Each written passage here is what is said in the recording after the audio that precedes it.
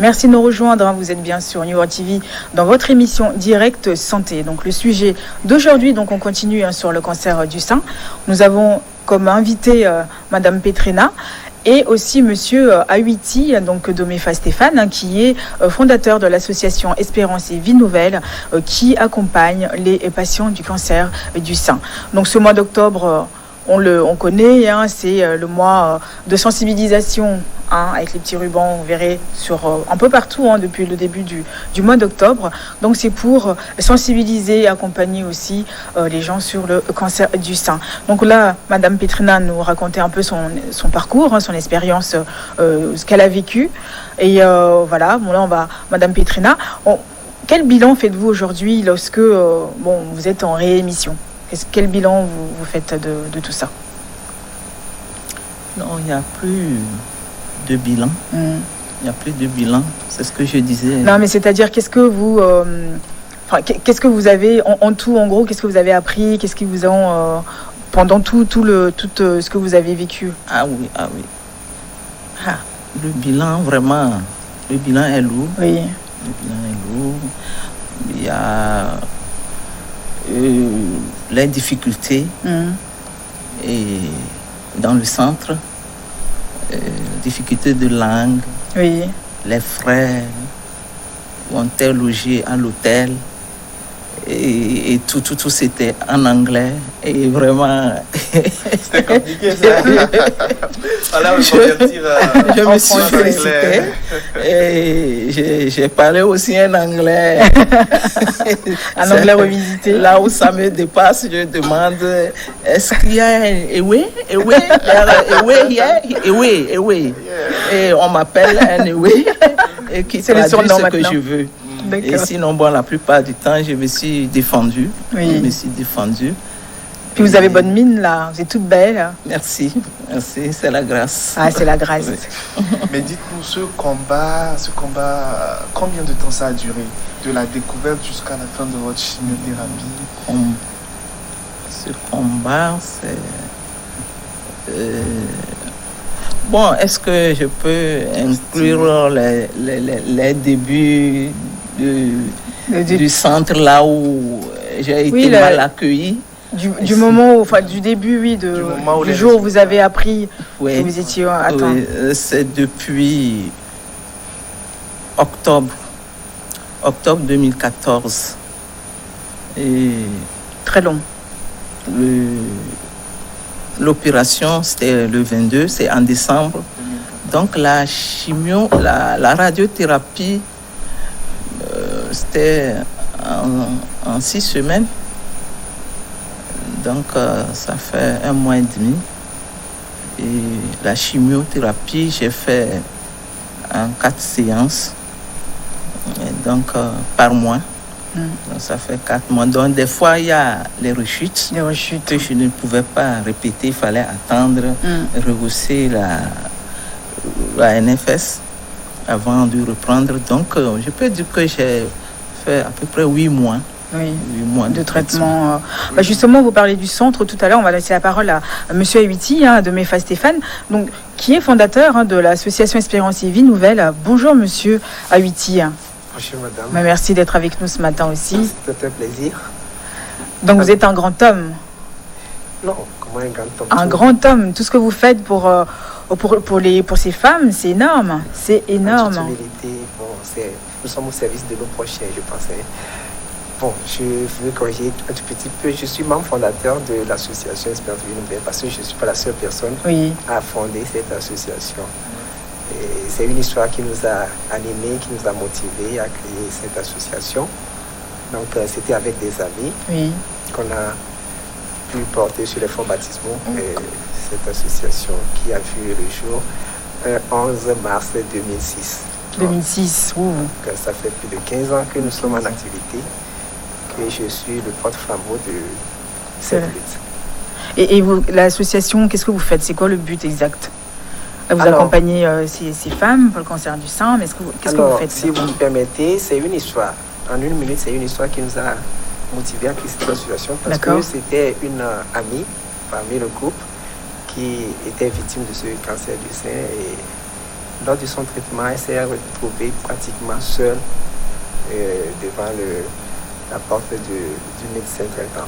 Donc, elle a dû poser cette question, pourquoi les autres ne venaient plus. Et là, on a fait comprendre qu'il n'y a pas manque de moyens et que d'autres ont peur. Et donc, c'est toute une panoplie de problèmes. Donc, effectivement, elle est un peu nantie, si on parle de l'argent. Donc, elle ne se voyait pas dans ce groupe de personnes. Donc, elle se dit que si on n'a pas les moyens, donc on va rester mourir. Donc, il faut faire quelque chose. Et ce quelque chose est venu directement vers moi, alors que moi, j'ai une histoire familiale du cancer. Oui. Et que je n'ai jamais racontée à cette soeur. Et souvent, les gens disent que c'est une providence divine, c'est l'histoire qui veut vraiment que ça passe par moi. Alors, donc, moi, j'ai une tante maternelle que j'aime tant, qui m'affectionne, qui me met très bien, qui a souffert de ce cancer. Et le comble des combles, 2 de ses filles, c'est-à-dire les 2 filles qu'elle a ont eu ce cancer du sein, ils sont mortes de ce cancer du sein dans la même année. Oh. Dans la même année, ils sont décédés. Donc, c'est quelque chose qui m'interpellait depuis, mais je n'étais pas encore mûr en ce temps. Il a fallu que mon ami souffre de ce cancer pour que je puisse réactualiser vraiment ce engagement. Vous n'étiez pas prêt? Oui, je pense. Alors, au sein de l'association, qu'est-ce qu'on fait? On essaie de recevoir, d'accueillir ces malades, ces personnes victimes du cancer. Les écouter, il faut les écouter pour qu'elles puissent libérer tout ce qui est dans leur cœur. Il faut qu'elles se libèrent. Parce qu'elles en ont besoin. Elles en ont besoin. On accorde parfois, on peut les recevoir plus d'1 heure, 2 heures de temps, une seule personne. Il faut être patient, les recevoir, les écouter et les encourager. Et surtout les orienter, les accompagner et vers les structures adéquates, les spécialistes qui doivent traiter, parce que la plupart du temps, c'est ça qui manque pour ces personnes victimes du cancer. On dit va chez telle personne, va chez le tradithérapeute, donc il faut les canaliser. Donc c'est un travail on est comme une seconde famille pour ces malades que nous accompagnons. Et tout le temps, elle peut nous appeler à n'importe quel moment de la journée. Moi, mon portable n'est jamais éteint. Voilà. Donc, et au-delà de ça, on essaie de faire des plaidoyers au sein des familles, de leur propre famille et à travers d'autres personnes pour mobiliser, pour que la femme en question puisse avoir accès aux soins. Mais je vous dis qu'on a commencé en 2009, mais on n'est pas allé jusqu'au bout pour aider les femmes à se prendre en charge. C'est beaucoup de moyens. C'est beaucoup de moyens. Pour traiter un cancer du sein, minimum que la femme doit dépenser, minimum c'est 5 millions. Minimum, sans compter les à côté. Il faut la chirurgie qui coûte à peu près 500 000 francs, voire dépasser. Les analyses, elle a parlé tout à l'heure des analyses. Elle n'a même pas cité d'autres analyses. Il y a la pratique, il y a tellement d'analyses. Même pour faire sa chimiothérapie, chaque fois il faut faire les bilans pré-chimio qui coûtent à peu près 50 000 francs. Vous voyez? Et ces analyses, la plupart sont envoyées à l'extérieur et qui reviennent parfois 2 à 3 semaines. Vous voyez? Et voilà. Et après la chimiothérapie, vous voyez, il faut faire la radiothérapie. Et en ce temps, la radiothérapie n'existait pas au Togo. On a une lueur d'espoir. Ça va venir. On a foi et je pense qu'on est dans les...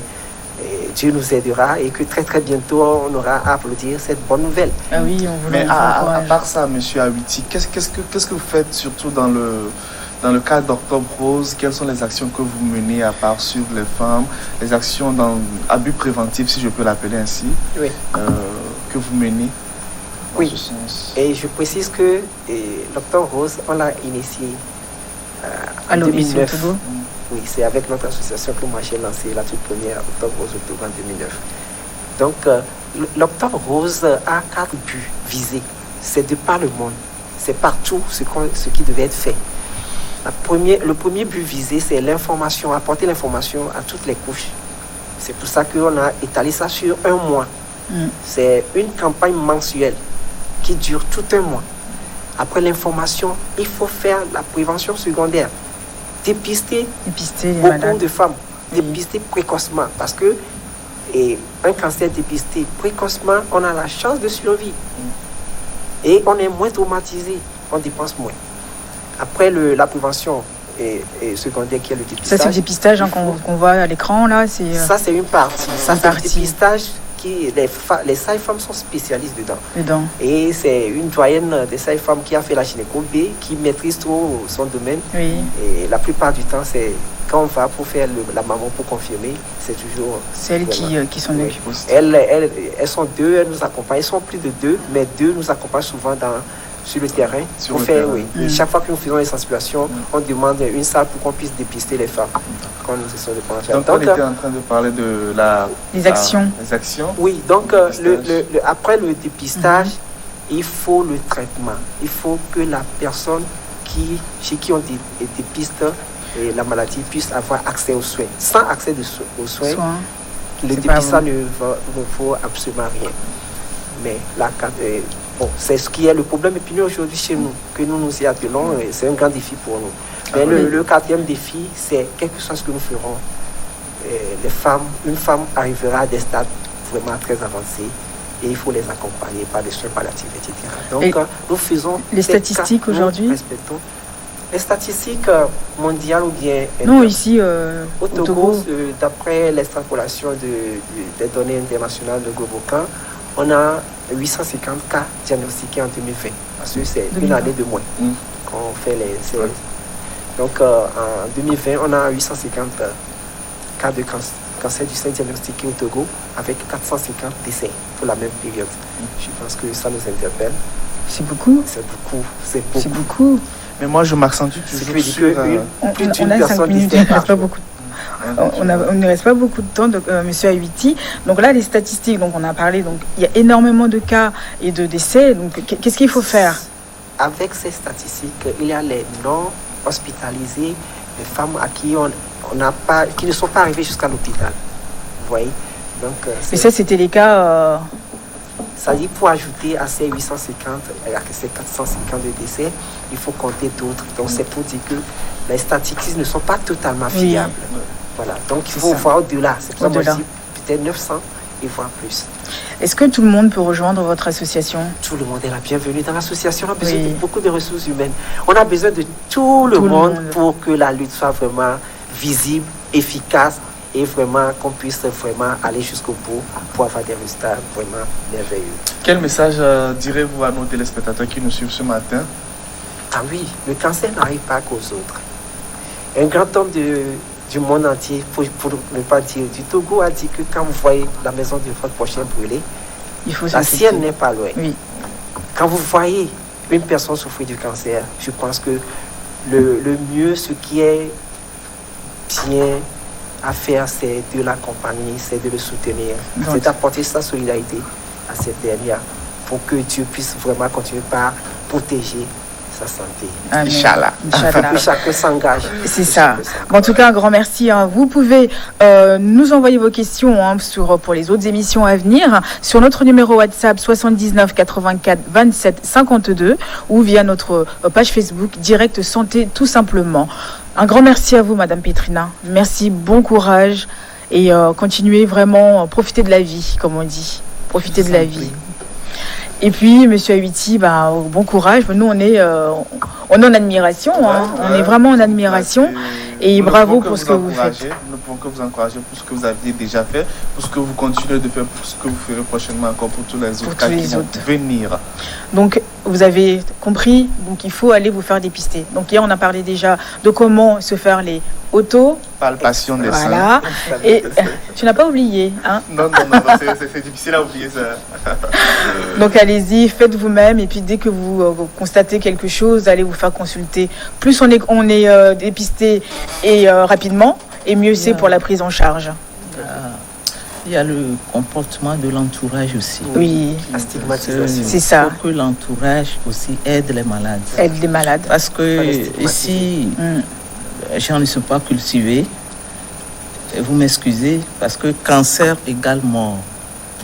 Et lorsqu'on te dépiste un cancer, vraiment, les yeux sont braqués sur toi. C'est que toi, bientôt, tu vas mourir, partir.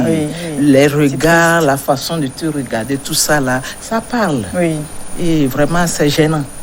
Et que les gens comprennent qu'aujourd'hui, lorsque tu te fais dépister tôt et que le mal n'est pas avancé, tu as les fortes chances de vivre.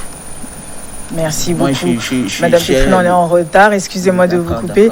On doit rendre l'antenne, donc on va rester sur votre belle parole. Donc l'entourage, allez-y, soutenez vos malades. C'est très important. On a un coup de parole. Il y a une malade qui fait 30 ans. On est en retard, monsieur Awiti. 30 ans de son cancer du sein. Elle vit encore. 30 ans. 30 ans. Après les traitements. Donc, on va la écouter. Elle est toujours dans le groupe maintenant. Si vous voulez un jour, il n'y a pas de problème. On viendra faire quelque chose. Merci.